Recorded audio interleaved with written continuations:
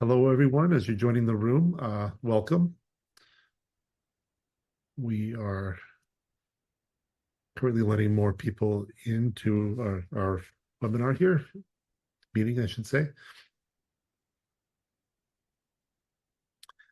Welcome again, and I'll go ahead and get started in a moment here with a few more people straggling in. As we're coming in, I would just ask a couple housekeeping things well, first of all, my name is Jerry Masiola, Media Director at Polyvagal Institute. I'm here to support our guest hosts today, which I'll introduce in just a moment. I wanted to say hello, and I'll be letting people in the room. If anyone has any technical difficulties, please send me a message in chat. Also, if we could all keep our microphones muted until we're called upon, it will help the flow of things. We only have just under an hour now, so it just will make things go quickly. And when you have a question, let's try to keep them as succinct as possible so we can get as many comments in as we can. I'm a dad. I'm a polyvagal dad, and I wanted to open this by saying this is our first of a bunch of free community events we're going to be hosting and developing. Today's is called Being a Polyvagal Dad with our guest hosts, Travis Goodman and Darin Davidson. So without me talking anymore, Darin and Travis, would you like to say hello and get us kicked off here? Sure. Thanks, Jerry. I'm excited to be here. I'm also a polyvagal dad, I guess. It's a new coin term. I think Darin is as well. Yeah. I'm excited to be here and be able to share with you all. And I think me and Darin's goal and heart today is just to kind of take the theory of polyvagal theory, which obviously, if you're new to polyvagal theory, you have a great website, PVI's website, to get all the resources. You can read all the research articles. If you haven't read this book, great book. It's the Polyvagal World book, which is really super accessible about understanding polyvagal theory, like really easily understandable and digestible for us all. If you are a science geek and want to float up on research articles, there's a slew of those from Dr. Porges' work that you can dive into. But today, again, we really want to take the concept and really kind of boots on the ground. How do we apply it within ourselves? How do we apply it as we parent our children, and kind of how it interacts within our relationships with our spouses? And so that's kind of like the goal of today, not to go extensive into the research. But and I think just for a quick intro to what it is, if you're new, really in essence, Dr. Porges came up with polyvagal theory years ago, and it's really about how our nervous system regulates stress and social behavior in a nutshell, and the role of the vagus nerve and our social engagement system, which he would call ventral vagal system, which is when we're kind of calm, safe, and connected. All of us and most of us probably have heard of fight-flight response, which is our sympathetic nervous system state, as well as our kind of free shutdown state. So he kind of developed this theory through all of his research, and that's kind of the foundation of what we're doing today. And there's two key concepts that we're going to kind of take from the research and integrate it into today's conversation, and that is these two words of neuroception and interoception. This is the only kind of education piece that we're going to get practical. But if you don't remember, or if you're new to it, essentially neuroception, and I'm paraphrasing here, but neuroception is really our unconscious process by which our nervous system evaluates and determines cues of safety or threat in our environment, like in the space you're in right now, physically, in between people, so even virtually, we're detecting cues of safety or threat, as well as within our body. And so it's on all the time. We can't turn it off. It's just part of our nervous system, our wiring for survival. So that's neuroception. And that's directly linked with this other term called interoception. And that essentially is our physical bodily reactions and responses. That's like heart rate changes, blood pressure, breathing patterns, digestive system. That's the interaction with neuroception and its response to cues of safety and threat. And so we're going to be taking those two concepts and talking through how we work on our kind of intentional mindful awareness of those, and how we kind of use them as tools, so to speak, to inform us of how we're doing in this moment, to inform us when we go into, as we're parenting our children, as we are, quote unquote, disciplining our children, right? All those times we're interacting, how are those at play, and how do we use that to help us be more effective? Or when we kind of get stuck, so to speak, in our own dysregulated state, how that also might have an impact, direct or indirect, on our children or those around us. That's kind of where we're going today. So, hey, Darin, how you doing? How's life over there? Great, Travis. How are you? Good. It's good to be here with all of you and you, Travis, to talk about something that I know is near and dear to our hearts. Yeah. Yeah. So I think Darin's going to take it off here. So I give a little quick intro. Darin's going to take the ball and he's going to pass it back a bit. So. Yeah, and before saying anything else, we want to keep this as interactive as possible. So if thoughts, questions, discussion points come up, by all means, please share them, and then we can go in whatever direction those take us. And hopefully that makes it as useful for everyone as possible. And one of the things I just wanted, I guess maybe there's 2 points I just wanted to emphasize before we start. One is that we're going to focus, I think, mostly from the parent perspective, the polyvagal dad perspective, not as much from the child's perspective. Obviously, the principles that we're basing everything on apply equally with the children, but there's other great experts who focus on the child side of all of this. And I think we'll defer to them and leave that side. Of course, there's a two-way street, but we're going to emphasize more the parent side.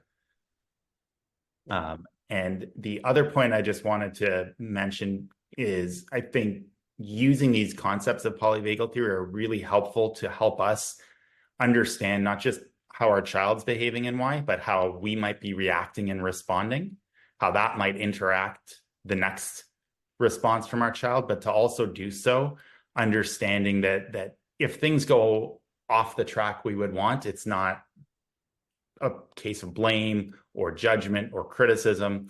A lot of times this is just how our nervous system, like you were saying, Travis, is wired to protect us. And keeping that in mind can be very helpful as far as reducing judgment or criticisms towards ourselves or the children or anybody else that's in the interaction we're talking about. Yeah. Darin, if I might jump in real quick. Yeah. Of course. I discovered polyvagal theory through my job, but before that, I was pretty intentional in being a dad and being very much not like my own dad, who is a very dominating, old-fashioned kind of disciplinarian. If you didn't do something, you got yelled at. If you did something right, you got yelled at. That kind of a situation. So, I'm curious what you both think, Travis and Darin, on the benefits of a polyvagal approach to parenthood. We're saying dad now, but it's motherhood and maybe couplehood,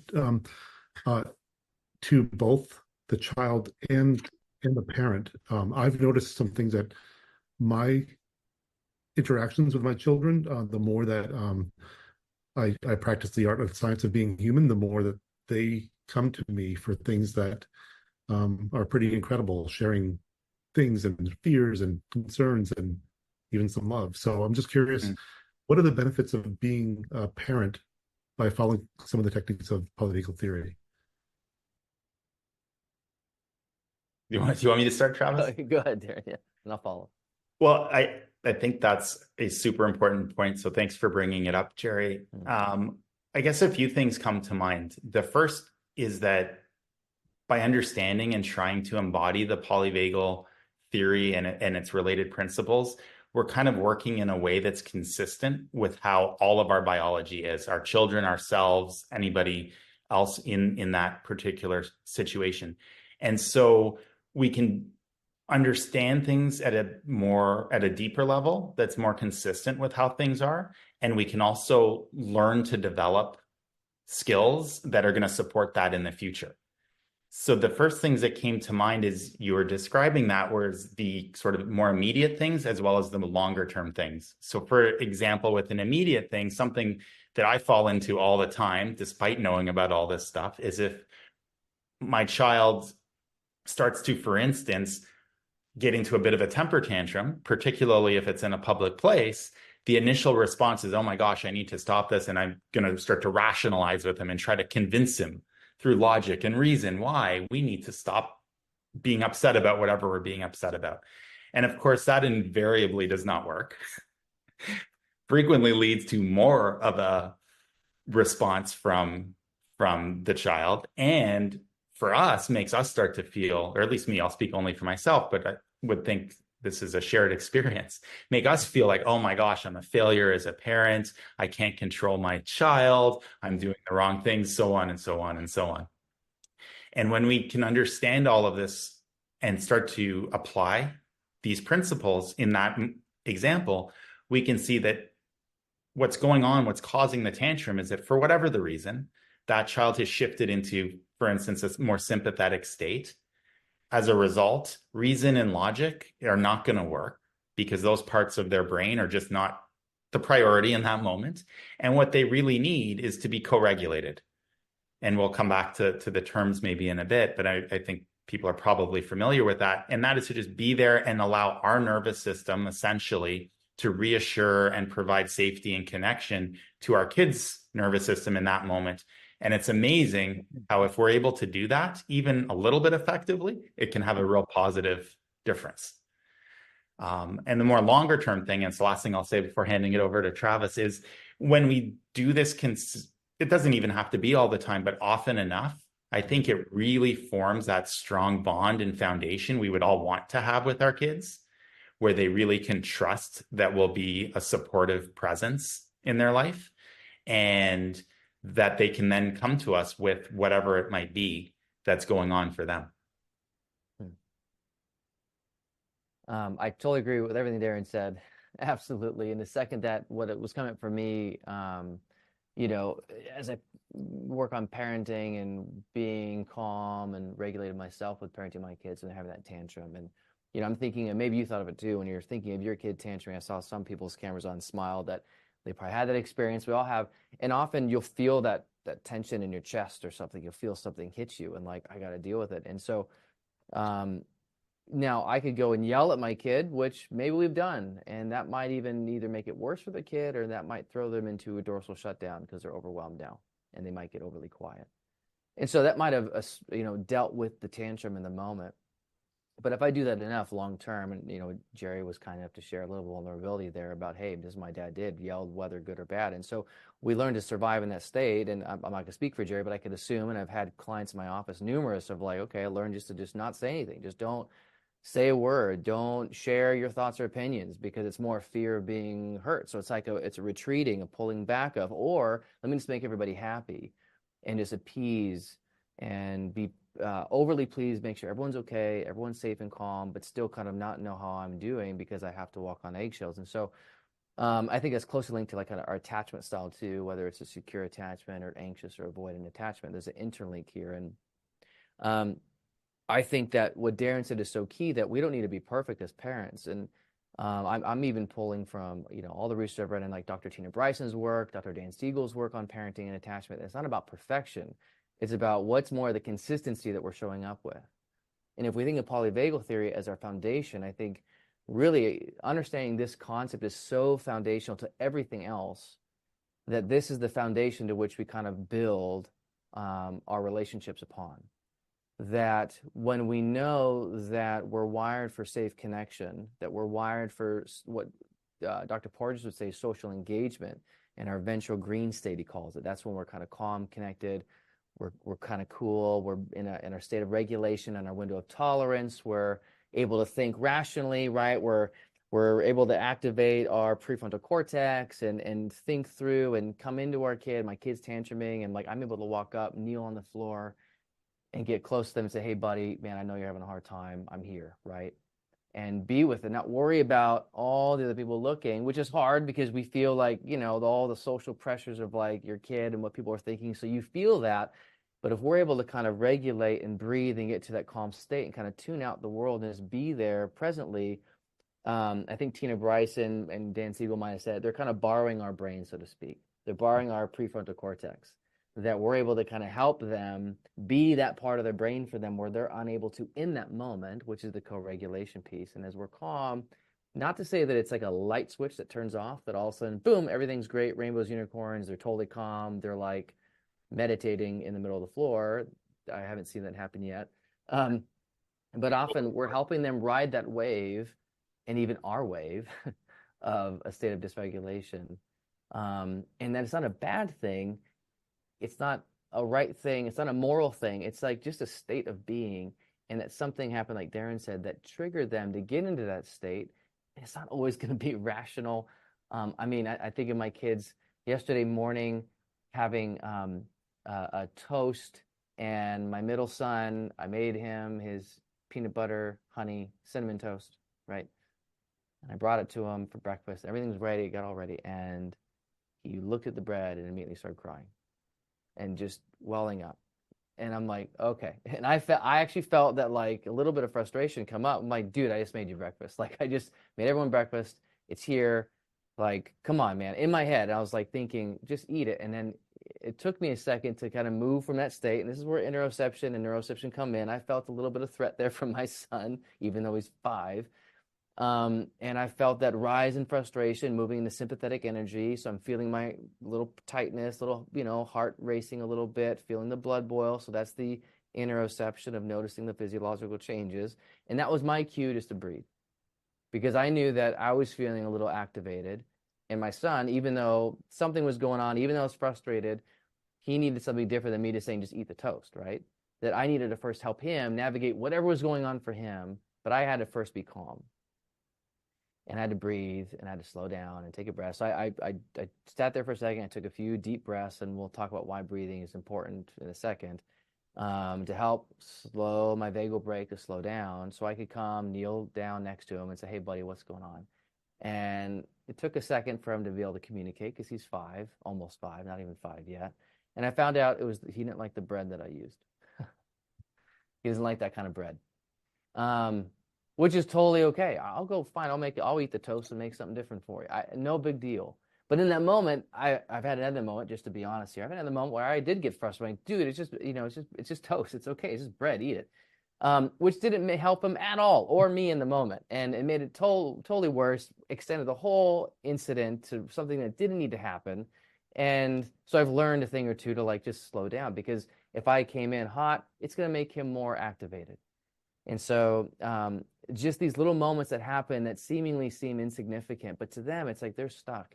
And as a parent, my job is to help them navigate that wave of frustration, sadness, anger, whatever it might be, because he, that moment, was unable to do that. And so, using that breath work to slow me down helps me be more regulated, so I could be an effective parent in that moment. Now, by the way, there's nothing wrong with the bread I gave him. And it's not like, some of us might be thinking like, hey, have him eat the bread. Yeah, I might have him eat the bread. But in that moment, the most important thing was I needed to help him navigate that emotional wave, get him to a place of kind of ventral, calm safety to then talk. Because then he can actually have a conversation, right? As a 5-year-old can, as best he can. Because he's able to engage his frontal cortex, which you think more rationally. Because like Darin said, in that moment, he couldn't think. There was no rational thinking. It was just overwhelm of emotion. And once we activate that, he can actually dialogue around it and then tell me, actually, I wanted this other bread. Yeah. And then I was able to do that for him, and we're fine. And we hugged it out. I was like, it's okay, buddy. I'll eat it. And I actually love peanut butter, cinnamon, honey toast. It was great. I enjoyed it. So anyway, that was a little thing I had just the other day about how that looks out in my life. Yeah. And I think it's... Go ahead. Yeah, please. Sorry, I just wanted to kind of dovetail a bit on that, Travis, and just kind of make it, put it out there that we can understand all these concepts in our mind, but in order to be able to really apply it and embody it, essentially, which is the goal, one, we're not going to be able to do it all the time because we're human, and we're just going to have times we don't show up how we might want.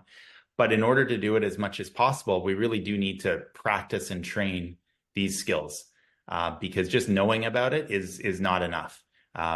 It'll kind of only go so far, but to really be there and be able to do this effectively requires something of an intentional or deliberate practice to develop the necessary skills, which we can maybe delve into later. Sure.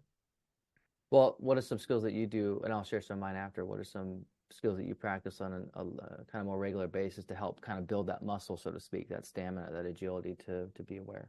Yeah, well, I try to think about it, and in the work that I do, I break it down for people into 2 big categories with a lot of overlap. And one are strategies to enhance the strength of our vagal brake, our resting ventral tone so that we're more grounded more of the time.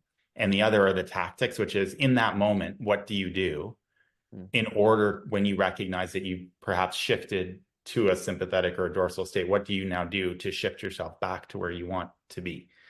And there's obviously a lot of overlap there, because a lot of the tactics, when used as a routine, but contribute to the strategy. But like you were saying, I think breath work is a really important one, because it has that very direct connection with our autonomic nervous system, and is probably the only autonomic nervous system function we can access consciously. I can't think of any others off the top of my head that are regulated through the autonomic nervous system that we can consciously access. Breathing is definitely one. So understanding that, I think, is huge. And then there's a lot of the other things that people talk about, be it, attention awareness practices such as meditation, although it doesn't have to be, so that we can recognize our state.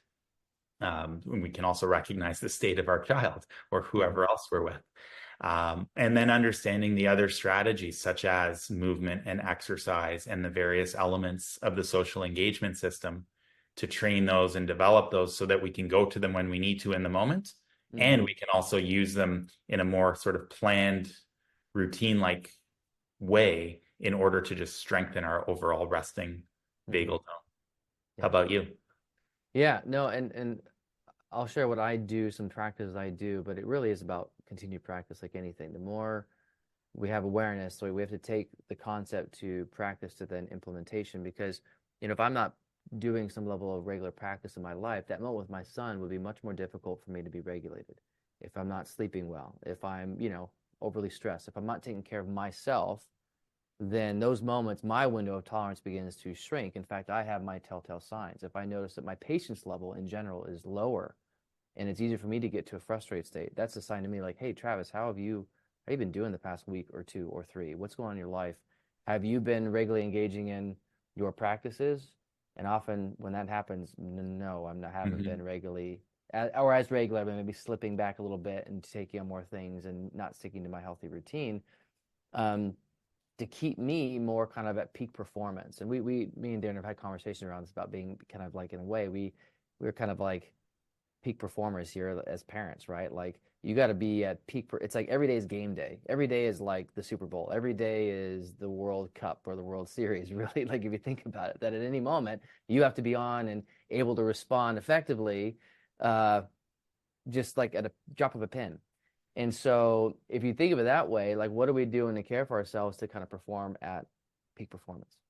And so some of the practices that I do just in general, and again, this is what I do. You got to find what works for you. But often I wake up in the morning before kids are awake, or family's awake, because that just works for me. I'm a morning person. I like quiet. I'll journal, I'll read, I'll pray, I'll do yoga, some type of meditation, breathwork exercises, different things that kind of help me continuing practice of awareness, mind-body awareness to just kind of like my environment, my social awareness, to work, to all these things that helps me kind of process and work through these differences. And then when I'm able to have my kids and family wake up, I'm more grounded and regulated for the day. I'm more aware. I'm more in a state where I've kind of worked through some of my stuff, or at least aware of some of the stuff in my life. If I am overly stressed, I'm able to kind of say, hey, I might spend some more time here with breath work, or maybe talking to my wife, or engaging a buddy, or writing exercises, or different things that are helping me be in a more grounded, regulated state.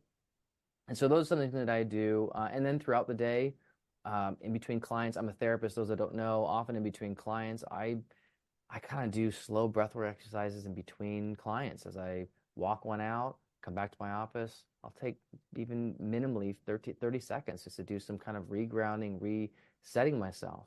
When I get home from the day, in my car, I am doing a little bit of breath work just to kind of like let go of the stress from the day, kind of almost observing what's been going on in my day, resetting before I walk in that door and engage my family, that I'm doing not perfectly. There's been days that my wife said, hey, do you need it in a minute? I'm like, yeah, I think I do. There's a lot going on my plate. And so even having that helpful, her in a way, awareness of my state, she's able to say, hey, what do you need? And that helps me feel safe enough to say, yeah, I kind of need another minute or two and let me go. And also it reverses too. Sometimes she needs that minute. I'm like, okay, you go and I'll take it from here. And that's, by the way, I don't know how single parents do it. It's hard enough with having a parent that's so involved with me. Being a solo parent, it's got to be so difficult. So shout out to all the single parents out there, because that's a lot of work. But those are some things that I do on a regular basis that really help me reground myself, re-regulate, practice skills, so I can, as best I can, be optimal. That's what I'm doing. Well, Travis, being a single parent may be beneficial for some of us, actually. Yeah, that too. More It could aligned with be. yourself, right? Yeah, it could be. It could be I beneficial. But I do believe that, well, this is a different webinar, but I do believe a solid family is a basis of good upbringing for mental health and all that. But you brought up a couple of things I just wanted to ask about, and maybe either one of you could address this, and also inviting everyone to just participate by either typing in the chat or raising your hand for interaction, and we can open your mic when called on.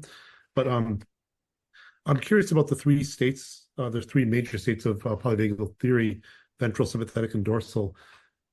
Is it okay for a child or a parent or both to be in a state? We don't always have to be, in my opinion, in ventral. So it's okay for a child to be dorsal or sympathetic, as long as they're not stuck there. Can either of you talk about that? Yeah, I think that, and I'll do a short answer, and please, Darin, add anything more. But really, those states are just, they're not good or bad states, right or wrong states. They're the states of being in states of survival. So if it's needed to be in sympathetic, you definitely need it. If you need that mobilization, right? Sympathetic is the fight or flight response. It's the mobilization to address threats. So I don't know, as an example, if you see, I guess, someone trying to take your kid and steal them, you bet your sympathetic state's going to kick in to go get that person off and fight the bejesus out of them to get your kid back, right? Whatever. So that's not that it's happening every day, but if it did, right? Like, you're going to want to help protect your child from harm. Or if they're about to hit by, you see a car coming, about to step in the street, you bet your sympathetic state's going to kick in. You're not going to think about it. Should I go over there and help them? No, it's all automatic. You're going to go in and go rescue your kid from harm. That's an effective use. And I think that's the key thing. Is it effective? Even dorsal is effective state at times of overwhelm. Sometimes the body needs that rested state to recover, to get into it. And so it's when it becomes problematic is if we're kind of stuck in more of the sympathetic activation, fight, flight, or more the dorsal shutdown, numbing state. And that's going to come for various reasons, but often being overly maybe in a stressful environment or an unsafe environment, whether at school or at home. I work with kids and teens too in my office. Their home is not really safe. There's fighting. There's verbal abuse going on, psychological abuse, sometimes physical abuse. So things aren't safe, where they need that state to survive. So these are needed states. And when we want to make sure that, I think Deb Dana talked about this, is that really the question we want to ask is my current nervous system state, is it a match for what's the kind of the facts of what's going on? And I'm paraphrasing her. She's a trainer through Polyvagal Institute. She's great. Please look her stuff up. Deb Dana is amazing. But we want to see, is it a match? And that's more, we're going to be able to do that. I think it's hard for kids to ask, is it a match right now? We could help them. But I think for us as adults, is my state an effective match for what's happening? If it is, then by all means, be in that state. But it's usually a temporary state that we move through and out of versus kind of being stuck in, if that makes sense. That's kind of how I see it. What about you, Darin? Yeah, no, I totally agree, Travis. The only thing I would add to it is that by trying to do all the training of skills that we talked about, the goal isn't to never shift into sympathetic and dorsal states, because as you nicely said, we need those states at times. The goal rather is to be able to shift back and forth, and to do so as sort of efficiently as possible so that we don't get caught or stuck in states that don't really suit the situation, like you were saying. So the problem isn't shifting, it's not shifting back.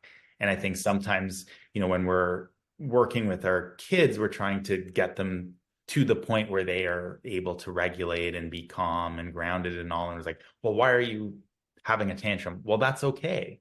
That's going to happen. The goal isn't to prevent them from ever doing that. The goal is to help them once they get to that point for it not to sustain itself too long a time. And developmentally, brain-wise, again, that's developmentally appropriate for a kid to be stuck in that state. I think sometimes we want them just to be, hey, calm all the time, you know, the 5-year-old, hey, just be, their brains are, and I love Dan Siegel's work and Tina Bryson's work about, you know, they talk about like it's a downstairs and upstairs brain, how it's kind of under construction, that we're expecting them to be able to respond as adults effectively. And by the way, we don't even respond effectively. Right. Me, and I'm part of that we, by the way. All of us. And so if I can't, there's no way in heck my 5-year-old, 3-year-old, 7-year-old, 12, whatever, can effectively manage it 100% of the time and then shift right away. It's like, we got to give them time. And once we know that, it's not that they're purposely, I think sometimes we feel like some of us can feel like, I'm saying some of us, not all of us, maybe feel it's an attack on us, or they're purposely doing it to us. They're purposely, you know, it's this intention. Rather than, no, it's subconscious, they're stuck. Yeah. They need our help. Even if they're maybe mad at us in the moment, it's like the reality is they actually need us to help them build that skill. Like almost like they're kind of, think about it this way. Imagine, what if we looked at our kids as they're like our little apprentices, that it's our job to help teach them skills that one day they can become like a master, you know, luthier, you know, woodsman or woodworker or something, that they're our apprentice, and it's our job to kind of watch them and observe and not get kind of stuck in the tornado, which is hard. I say that's really hard. Absolutely. I'm not saying it's easy, but to observe and say, okay, they're stuck. How do I step into that, kind of into the eye of the storm, so to speak, and help them regulate that state? Great. Thank you. You know, Deb Dana is I think she's a wonderful trainer as well. And she has something, if I recall correctly, notice and name. And it came to mind, Travis, when you were speaking about, you know, someone being stuck, and Darin, you were talking about being able to navigate those states. So it's kind of a life skill it seems like. Also, Travis, you're kind of talking about giving children time, like the power of a pause. Oh, yeah. So sometimes you have to let the child kind of sink into what you're talking about, and not take 5 seconds, 10 seconds, or hey, go take a half hour and come back and talk to me. So those are some of the skills that I've learned. And it sounds like you two have a whole cabinet full of skills that you might be able to share with us. Want to take that one, Darin, start? Because I feel like I'm talking a lot. Yeah, well, I think it's an important point about having a wide array of skills.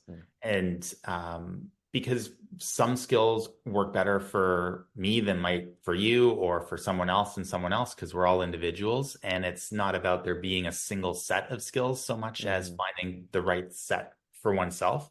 And even once you do that, under certain situations, different skills might be more useful than others. And so I think it's important to try to have in essence, a very kind of robust toolbox of things that we can turn to as we need to. And if one thing isn't working in a moment, so, okay, well, I've got other things. It doesn't have to become a situation where, you know, when all you have is a hammer, everything looks like a nail. You know, you want to have some flexibility there so that you can, you know, use what's needed and what's effective in any given situation. Yeah. Same thing. I think it is one side. It's not the hammer, you know, if all you have is hammer, like you said, is a nail. That we need way more than that. We need a lot more in our tool bag. And also per kid, I got 3 kids. They're all, while similar, very different.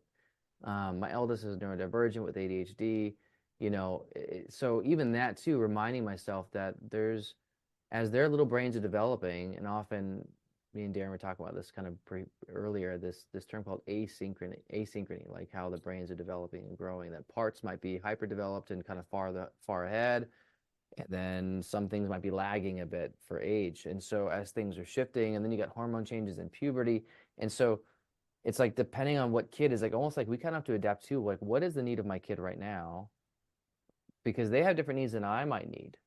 You know, like we also have to approach them as a unique individual, that I think I know what they might need, but they might need something different. Like, so how do I begin to help them? And this is usually going to come from conversation when they're not in the middle of like the throes of a complete, utter, you know, DEFCON 4 meltdown over their toast. But outside of that, you know, having ongoing dialogues with them, because they'll tell you, like, you know, my eldest loves hugs.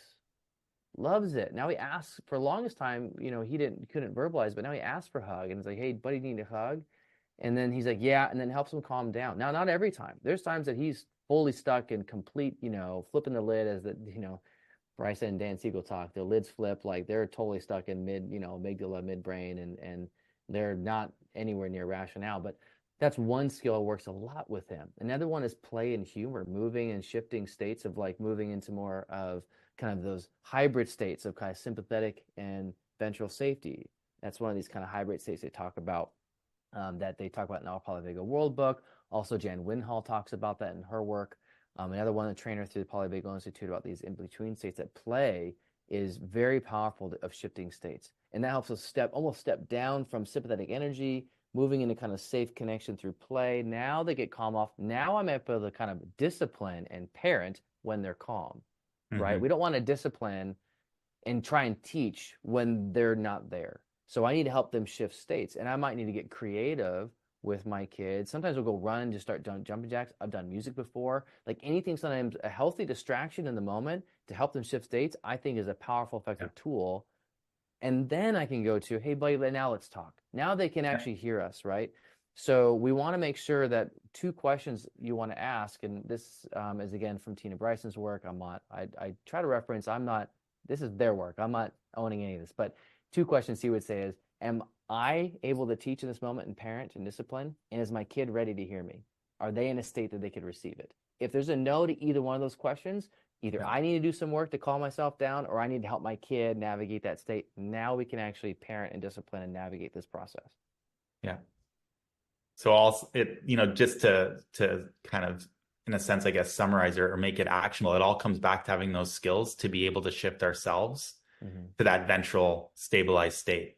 Because if to go back to your two questions, Travis, if we're not in a place where we can teach, that means we need to do something to get back to ventral. And if our kid isn't in a place where they can hear or have a conversation, that means we've got to co-regulate them, because so often, based on age, kids need that. And the only way we can effectively co-regulate is if we're in ventral. So ultimately, the solution comes back to implementing the skills we were talking about before, so that we can reach a more ventral stabilized state, thereby being more effective and able to answer those two questions that you mentioned. Yeah. Darin, is that how we would measure success as a parent? Kristen is saying discipline happens when air sharer and child are both in ventral vagal or green zone, as Monadel Hook would say. Is that a good measure of success as a parent when the home is in calm and peace and harmony? Or how can you measure how we're doing? Oh, that's a great question. You want to take that one? No, wow. I'm happy to give my thoughts, but that is a great question. And I don't know that there's a single answer to it. I think it's not that things are always calm, because like we were saying before, that's just not feasible. It's not realistic. I almost wonder it, and I'm just sort of, brainstorming it or kind of talking as I think about it, that maybe a real measure of success is that each individual within the home, as well as the unit of people as a whole, are able to navigate those various states. Because we're all going to go through those shifts. We're all going to go into each of the states, the primary ones, the blended ones. We're all going to do it. And if we're able to do it as much as possible, because it's not going to be always, but as much as possible, if we're able to navigate those all, help each other ground when needed, repair what gets, torn up, ruptured when we get off into protective or survival states, then I think that is probably a measure of a successful family. Yeah. And I would say to that something that I was thinking as we were talking about this, and that actually Kristen brought up, is when I think of a success in my home, what I envision is, that my kids, my wife too, to this extent, that they know that that to some degree that I'm available to them, and I'm going to be connected to them, that I'm going to respond to them, and I'm going to engage them. Not perfectly, but when those imperfections happen, the repair is huge. And in fact, that creates more intimacy and connection and safe connection. That in the end, it's about, are we connected, and do we feel safe enough to share and talk and have dialogues around things that we may not be able to talk about. Especially as they become teenage and later into adults themselves. When they're real kids, it's more about really helping them build the tools necessary. But when they become teens and adults, now how we built that kind of foundation to have this kind of relationship, and I think that to me would be success. I'm not going to point out my dad's on this call, by the way. And so I could speak to our relationship that we've had those repairing conversations over the years from childhood down to adulthood. And I think we have one of the best relationships to this date. And I think that's a success in our family dynamic. And I want to give that to my kids more effectively and quicker now, with the new tools that we have that my dad didn't have, that he would say, when he was parenting, because he didn't have the science wasn't available then. The new research wasn't there. And so that's how I define success is are we connected? Mm-hmm. So, Mr. Goodman, would you like to jump in for a quick moment and tell us how Travis was as a child? Okay. How Travis wasn't a child. You'll have to pay me big money to let you know that. No, I didn't know these things, which many of your parents probably didn't know. My parents, World War II generation. So I'm very appreciative of the science and the research and the fact that my son's connected with the Polyvagal Institute and the two of you on the call to help those who are younger with children to avoid some of the mistakes, bad parenting, whatever you would call it, that we made. And so I think the relationship between Travis and I, we had some bumps there for a few years, but I came to him and said, forgive me for all the things that I did. I want to learn how to do it better, even though he was older at the time. And so I'm still a work in progress. I've got my PhD, I'm working on my third master's degrees, but just because you have that intellectual development doesn't necessarily mean that you're actually a better human being, loving your kids, loving others in a way that's best for them. So, of course, I learned how to parent from who? My parents. It's not like you go to school to be a better parent. So these kinds of dialogues are very helpful. The one thing that I would add as far as, feedback, it's really good to have feedback immediately, because sometimes, as Travis and the two of you have said already, is you catch yourself. And that's just being human. What I've learned is the examine prayer later on during the evening or afternoon, or maybe you could do it the next morning, where you reflect back the last day and kind of relive or reimagine those experiences you've had with people you've interacted with, whether it's your children, your spouse, your friends, whoever, your partner. And you can say, did I show up correctly or the right way or in a loving way during those instances? And if you didn't, then you can say, oh man, I didn't do it right. I want to do that better next time. I didn't do that enough. I was so busy in my life, just living in the moment. I didn't take time to really reflect back that last 24 hours or period of time and say, how was I showing up in that space with that person? And so that's really helped me. There's probably different ways to explain that, whether you're religious or not religious, but just taking that time to reflect back, I think has been helpful for me. Yeah, that's a great skill. And thanks, Dad. You all know my dad now. There you go. Thank you. That skill of reflection is another thing I do too, because that helps me. It's replaying the tape of, wow, I got stuck in maybe sympathetic activation and frustration, and I let that emotional state kind of take over, and I wasn't calm. And that might help me repair next time. And the repair too, I think someone mentioned, Peter, repair is regulation. Absolutely, I would say repair can help co-regulation for sure. Because what is a repair? If I go into and I am practicing all the time, hey, I go to my sons or my daughter and say, hey, Dad, I raised my voice. I was frustrated. I want to work on not doing that. I'm sorry. Do you forgive me? And I needed to take a breath before, huh? And they're able to say, yeah, Dad, we love, and we're able to heal. And that just creates this like authenticity connection of like, yeah, we're in this together and it's okay. Like, and that I feel better as a parent. I don't feel like I failed. The kids, that little voice in my head too, like we all do, that kind of tries to creep in. And that kind of helps assuage that, say, no, it's okay. It's just being human, like my dad said. But the repair is so key. And I think one of the most powerful tools as a parent is the repair. And that's what I read on the research, what I've been seeing, and that even what my dad was saying now is like, that is like, when I was a kid, in a way, my dad was not a bad person, by the way. He was a human and did the best he could with the tools he had. But when he came to me later and had the repair, that meant everything to me.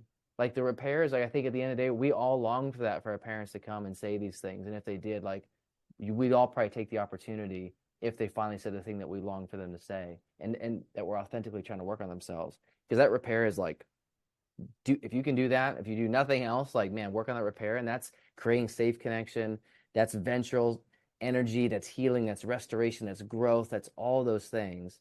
And that will, I think, will help move the ball forward of being more successful navigating those big moments. So I'm reading Kristen's thing now.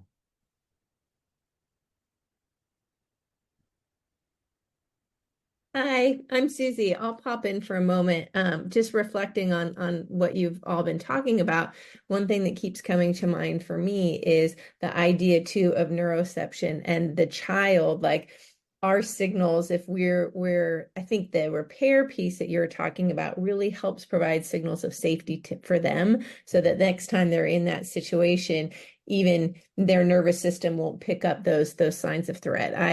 Obviously I'm not a dad, but I'm a mom, and I have a daughter who's very sensitive to signs of threat from some previous experiences and trauma that she had in her life. So I always have to be so aware, even something as small as if I'm in a hurry or I'm busy, like she perceives that as, a threat and starts kind of shutting down a little bit. So I love the idea of then just stopping, reflecting, having that conversation with your child to repair, and then building more of those cues of safety.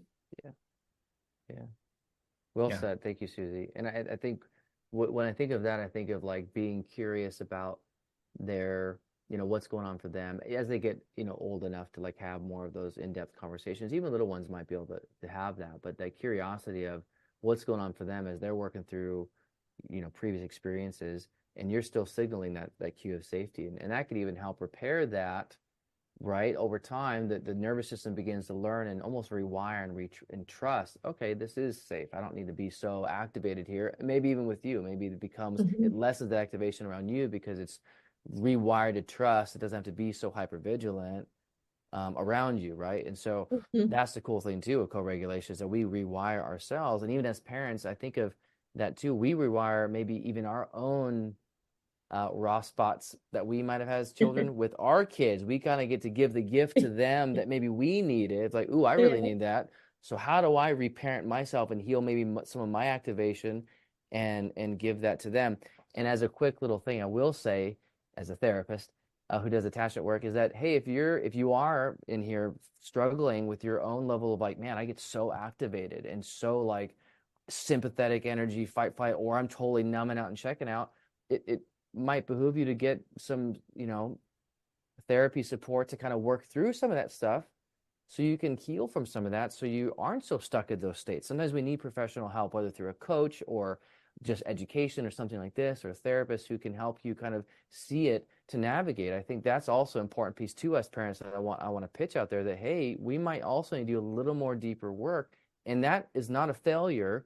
That's actually a good thing to model to your kids, that, hey, I don't have all the answers all the time. We need to reach out for support sometimes, And as men, that's another thing as men. Hey, we need to reach out for support sometimes. I don't have all the answers as men. Yeah. I think this repair piece is so important, because it also, when we are able to do it effectively with our kids, it helps them to feel safe, of course, and it teaches them that they're not being evaluated constantly and they don't have to be perfect, and that they're in a safe environment, a loving environment, that if they make mistakes, whatever they may be, that it's not going to lead to, some catastrophic result. And that only is going to foster a more stable, flexible nervous system for them as they grow up. And one more thing I'm thinking about, I think of something I hear so often in my office is like shame messages. Like, I'm not enough, I'm worthless, I'm not lovable, what I have to say doesn't matter. So something else we can start to implement is like thinking through those types of questions. Like, okay, how do I want my kid to think and feel about themselves?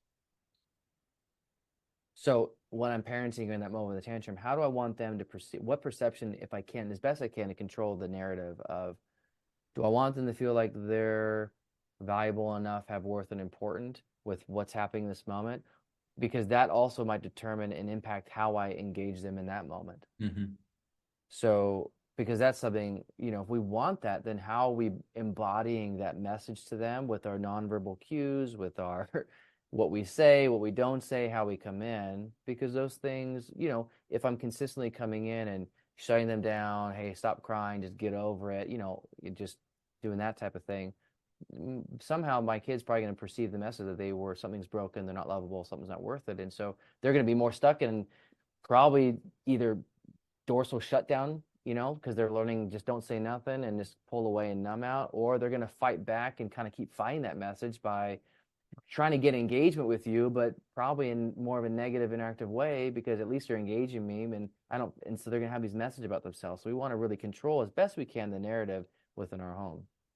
So we have a few minutes left, and it looks like Kristen has a question. Kristen, do you want to open your mic and ask your? I was just saying, I wanted to say thank you to Susie for your sharing your comments. I think so often when we talk about individual differences, I think sensitive neuroception or faulty neuroception, these are the kids that can sometimes get diagnosed with things like oppositional defiant disorder, right? And I think it just connects to what Travis, you were saying with regards to like using attachment or bonding science that we have to say attunement is, I see your state, the adult having the capacity to say, I'm able to meet you in that state, and having enough of their regulation or ventral vagal, as you were saying, to be able to say, I can bring your system back to calm aliveness, and co-regulation can happen so that we don't have to have adaptation develop, or it's, we kind of fuse with that identity of like, I'm a bad kid, right? And so I think it can, like, just to pull that thread through, because I thought that was just so powerful, and how, as parents, right, it's like job is to like widen our kids' very narrow, developmentally narrow green zone, right? We're widening that zone, and the amount of time that they spend in that ventral vagal or green zone, I like simplify it too. And so I think when we have a kid who always seems to be like teetering on that line, they're straddling the red and green zone, or they have this hybrid state you're referring to, it could just be the way that maybe a tone. It could be a tone. It could, like, how was your day? It could be a question. Mm-hmm. Be perceived as a threat. Yeah. And so I just thought that was really great. It connected so much to what everybody else was saying. So thank you for that. Yeah. And I can share a little bit deeper, I guess, what I was getting at. So my daughter had medical trauma when she was young. And so things that normally other children might not perceive as unsafe, like even lighting and stuff like that. So just being aware as a parent when there's all these signals of fear or threat, which I wouldn't normally take, just kind of like stopping and pausing, like you were saying, to recognize that in your child. And then, I find with me, there's certain things I can do when she's in that state by calming, things like that, to co-regulate, to kind of be that calming, ANS, and let her calm down a little bit. But yeah, it is always something, at least it's on the front of my mind, is that neuroception that she's going through, because I can see it shift. Yeah. Thanks. Yeah, that's really great. Thanks for adding that additional few layers on. Great examples. Darin, maybe you could jump on this question. So moms have a natural affinity with their children for childbirth and carrying their child for so long. How important is it for the dad to be involved in early childhood development and being there? And what are some of the challenges of being a dad? Not to be too biological about this, but I guess anyone can be a dad. But in the traditional sense, how do we as men, how can we engage with our children, and not to be competitive, but be supportive of the mother as well? Oh, great points, Sherry. Those are really important questions. Are we teeing up part 2 of our discussion? Because that's really an in-depth. Yes, we are. I think the short answer is I think it's super important for dads to be involved from the start. just as it is for moms to be involved from the start, and whatever parental figures may be in that child's life. For so many reasons. I mean, I don't even know where to begin with all the different reasons, but ultimately everything that happens from when, even before the child's born, but all the way through their development, is the more they can have cues of safety and connection around them, particularly from primary caregivers, the more they're going to be able to develop a nervous system that can shift between these states as flexibly as possible and as adaptively as possible.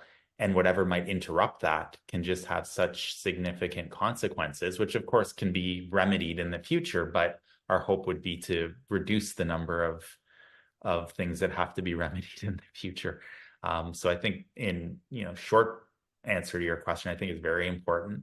I think as a dad, or even imagining from a mom's perspective, being there to not only support your child, but to support the other parent that is working with the same child growing up is really important. And I think ultimately we do that by first understanding these concepts and principles, and then doing the best job that we can to embody it and develop the skills to be able to show up as often as possible in the way that's consistent with all of these practices.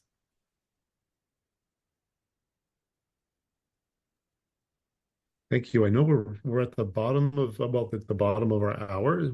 We have about 2 minutes left. Travis, do you want to add anything that for both of you, do you want to add anything that we haven't talked about, or does anyone have a very quick question? And I don't know if Travis and Darin, if you can do a little overtime if you want, but I want to invite people to say goodbye now, if they need to leave. And if you can stay for a few minutes later for some bonus questions, that's an option as well.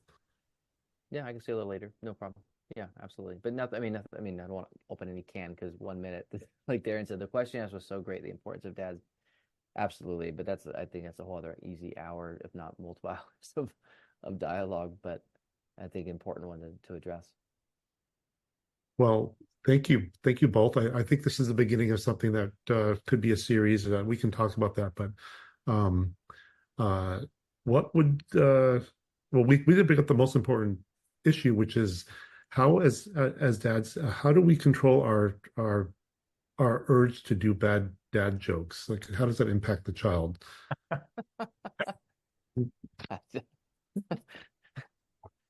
Humor is needed. Yeah. Even the bad dad jokes can provide needed humor sometimes. They could create ventral energy, absolutely, right? Just change the dynamic. Yeah, it could shift states for sure. It's a state shifter. Right. Or at least creates a moment of pause. Where can we find more information about both of you? Darin, would you like to go first, please? Sure. I think probably if people are looking to get in touch or learn more about the work that I do, my website's probably the best place to go. And that's just my name, darindavidson.com. Very unoriginal, but easy to remember. And then there's links to a weekly article series that I have on there, as well as social media sites. So that's probably the simplest way. Thank you. And Travis? For me, you could find me on Instagram at Integrated Man Project, or Travis Goodman Therapy. I have both those accounts, and I have a website. It'll just be travisgoodmantherapy.com. I'm revamping it with an editor to kind of give it a nice refresh. That will be the best way to get a hold of me too. Reach out, DM me, send me a message. Yeah. Great, thank you. Unless anyone has anything else to ask or offer, we could say goodbye until next time, I suppose. This has been a wonderful hour of interesting deep dive into some theory, some science, and makes me wanting more to hear of some technique and science, actually. So thank you. Yeah, thanks for having us. Yeah, thanks very much, everyone. Okay.